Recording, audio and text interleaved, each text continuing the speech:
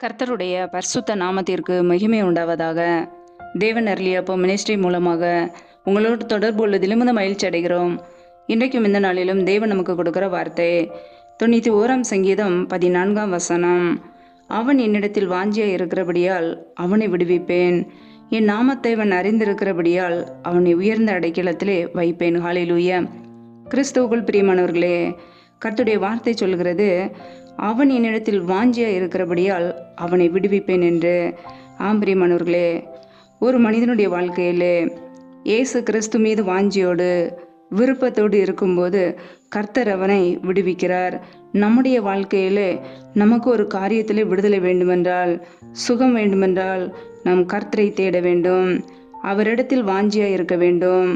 யாரெல்லாம் இயேசு கிறிஸ்து மீது வாஞ்சியோடு இருக்கிறார்களோ, விருப்பத்தோடு இருக்கிறார்களோ, அவரை தேடுகிறார்களோ, அவர்களை அவர் விடுதலையாக்குகிறார், ரட்சிக்கிறார், மீட்டெடுக்கிறார், பாதுகாக்கிறார். நம்முடைய வாழ்க்கையிலே யார் மீது நாம் விருப்பமாய் இருக்கிறோம், எதின் மீது விருப்பமாய் இருக்கிறோம்? இயேசு கிறிஸ்து மீது விருப்பத்தோடு வாஞ்சியோடு இருக்கிறோமா? அவரை தேடுவதிலே வாஞ்சியோடு இருக்கிறோமா? அவருடைய வார்த்தைகளை தியானிப்பதிலே வாஞ்சியோடு இருக்கிறோமா? இரவும் பகலும் வேதத்தை தியானிப்பதிலே வாஞ்சியோடு இருக்கிறோமா? நம்மை நாமே சற்று ஆராய்ந்து பார்ப்போம். வேதத்தில் நான் பார்க்கிறோம், 42ஆம் சங்கீதம் 1ஆம் வசனத்திலே, மானானது நீரோடைகளை வாஞ்சித்து கதறுவது போல தேவனே என் ஆத்துமா உம்மை வாஞ்சித்து கதறுகிறது என்று வேதத்திலே நாம் வாசிக்கிறோம். பிரியமானவர்களே, மானானது நீரோடைகளை எப்படி வாஞ்சித்து தேடுதோ அதே போல நம்முடைய ஆத்துமாவும் கர்த்தரை வாஞ்சிக்க வேண்டும். பிரியமானவர்களே, நம்முடைய ஆத்துமாவிலே இயேசு கிறிஸ்துவை குறித்த தாகம், வாஞ்சை, விருப்பம் இருக்க வேண்டும். நம்முடைய வாழ்க்கையிலே நாம் எப்படி வாழ்கிறோம்? நம்முடைய ஆத்துமா கர்த்தர் மீது வாஞ்சியோடு விருப்பத்தோடு இருக்கிறதா, அல்லது நம்முடைய விருப்பம் உலக காரியங்களிலே இருக்கிறதா? இன்றைக்கு அநேகருடைய வாழ்க்கையிலே ஆத்துமா, இருதயத்தில் உள்ள காரியங்கள் எல்லாம் உலகத்தை நோக்கி இருக்கிறது, உலக தாகமாக இருக்கிறது. ஆவிக்குரிய காரியங்களை நோக்காமல், மேலானவைகளை தேடாமல், கீழான காரியங்களை குறித்து தேடி தேவனுக்கு பிரியமில்லாமல் வாழ்கிறார்கள். நம்முடைய வாஞ்சை இயேசு கிறிஸ்து மீது இருக்க வேண்டும். உலக காரியங்கள் மீது, உலக பாவங்களின் மீது, உலக ஐஸ்வர்யத்தின் மீது, உலக இச்சைகளின் மீது, தேவையில்லாத காரியங்களிலே நம்முடைய விருப்பம் இருக்கும் என்றால் நம்மால் ஆசீர்வதிக்கப்பட முடியாது. பிரியமானவர்களே, தேவன் நம்மை ஆசீர்வதிக்க நம்முடைய பாவங்களே தடையாக மாறிவிடும். கர்த்தருடைய பிள்ளைகள் நம்மை நாமே சற்று ஆராய்ந்து பார்க்க வேண்டும். நம்முடைய வாழ்க்கையிலே ஒரு விடுதலை வேண்டுமென்றால், பாவத்திலிருந்து விடுதலை வேண்டுமென்றால், சுகம் வேண்டுமென்றால், நம்முடைய தரித்திரங்கள் எல்லாம் மாற வேண்டுமென்றால் இயேசு கிறிஸ்து மீது ஒரு வாஞ்சை விருப்பம் இருக்க வேண்டும். இன்றைக்கு அநேகருடைய வாழ்க்கையிலே செல்போன் மீது வாஞ்சை, செல்போன் மீது விருப்பம், தேவையில்லாத காரியங்களிலே அடிமையாகி தேவனுக்கு விரோதமாய் பாவம் செய்து தங்களுடைய ஆத்துமாக்களை கெடுத்து ஆசீர்வாதங்களை இழந்து போகிறார்கள். நம்முடைய வாழ்க்கையிலே கர்த்தருக்கு முன்பாக நாம் எப்படி வாழ்கிறோம்? கர்த்தரை குறித்த ஒரு பயம் நமக்குள்ளே இருக்கிறதா? அவர் மீது வாஞ்சை இருக்கிறதா? ஞான பாலின் மேல் வாஞ்சியா இருக்கிறோமா?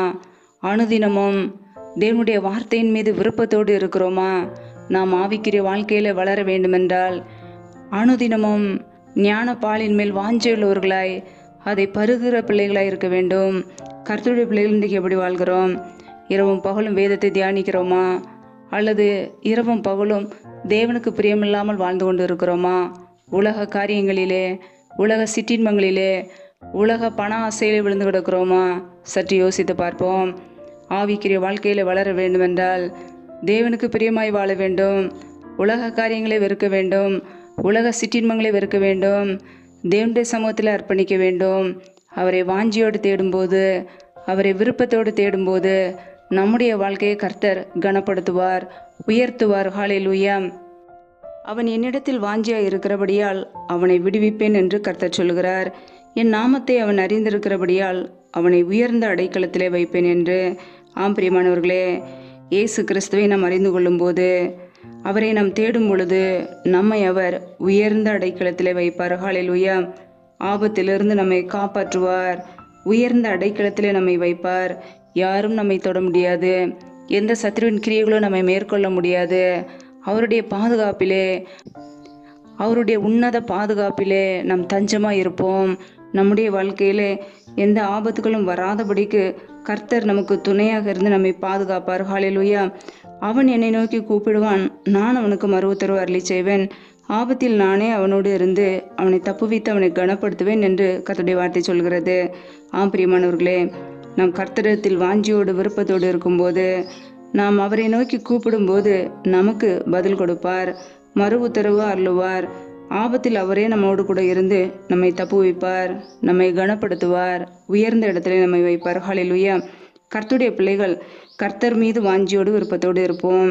அவருடைய நாமத்தை தியானிப்போம், அவருடைய நாமத்தை துதிப்போம், அவரை நாம் தேடுவோம். கர்த்தரை விருப்பத்தோடு தேடும்போது நம்முடைய வாழ்க்கையிலே விடுதலை, சுகம், பலன், ஆரோக்கியம், ஜீவன். ஹல்லேலூயா. வெளிப்படுத்தல் 19ஆம் அதிகாரம் 13ஆம் வசனத்திலே, இரத்தத்தில் துவைக்கப்பட்ட வஸ்திரத்தை தரித்திருந்தார், அவருடைய நாமம் தேவனுடைய வார்த்தை என்பதே என்று வசனம் சொல்கிறது. ஆம் பிரியமானவர்களே, நம்முடைய தேவனுக்கு பல நாமங்கள் உண்டு. அதிலே தேவனுடைய வார்த்தை என்பது ஒன்று.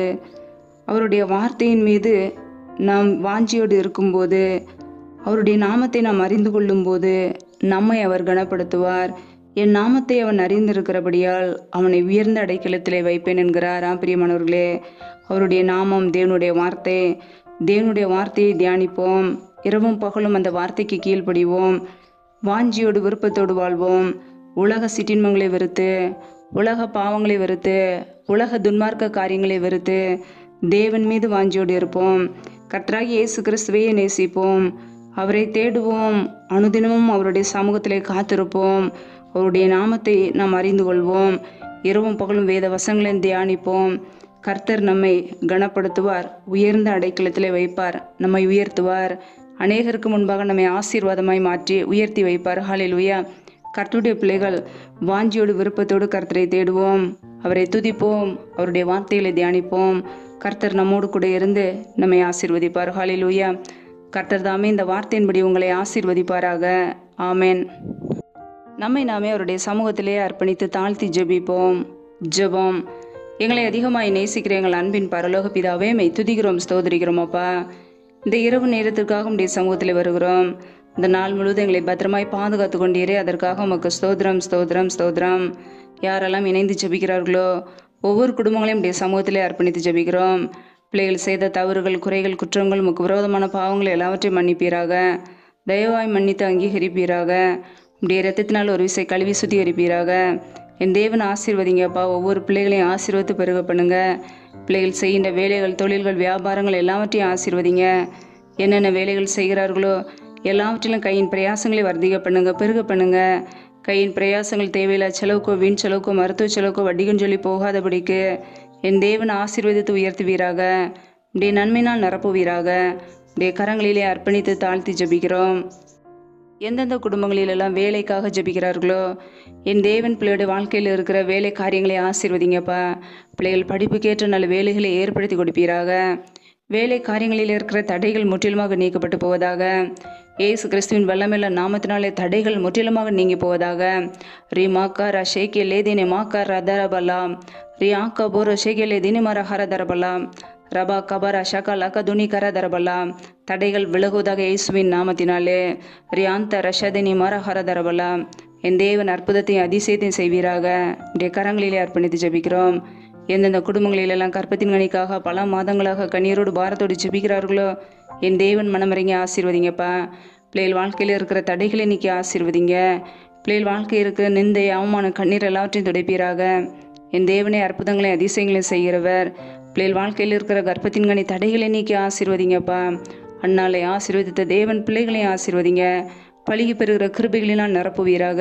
அப்படியே கரங்களிலே தாழ்த்தி அர்ப்பணித்து ஜெபிக்கிறோம்.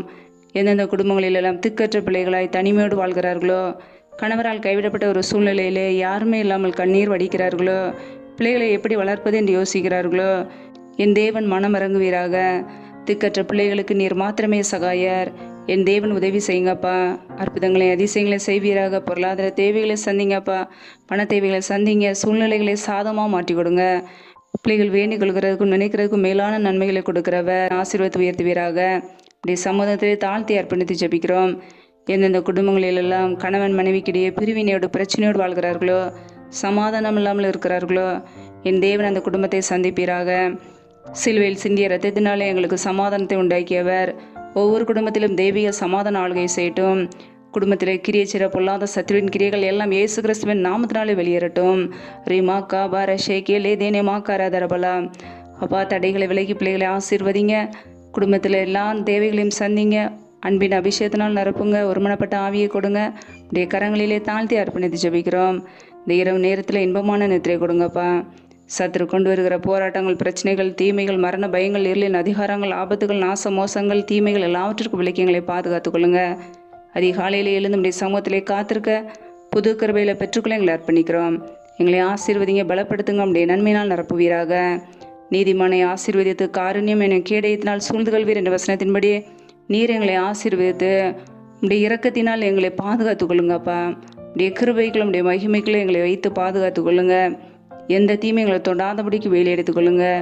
நீர் எங்களுக்கு அடைக்கலம், நீர் எங்களுக்கு கோட்டை. நாங்கள் நம்பி இருக்கிறவர் நீர் ஒருவர் மாத்திரமே. உடைய சமூகத்திலே தாழ்த்தி அர்ப்பணித்து ஜெபிக்கிறோம். எல்லா துதி கன மகிமை எல்லாம் ஒருவருக்கே செலுத்துகிறோம். இயேசு கிறிஸ்துவின் மூலம் ஜெபிக்கிறோம் எங்கள் ஜீவனுள்ள நல்ல பிதாவே, ஆமேன். கர்த்தர் தாமே உங்களையும் உங்கள் குடும்பங்களையும் ஆசீர்வதிப்பாராக. ஆமேன். Thanks for watching. Please subscribe our channel. Click the like and share. Click the bell. God bless you.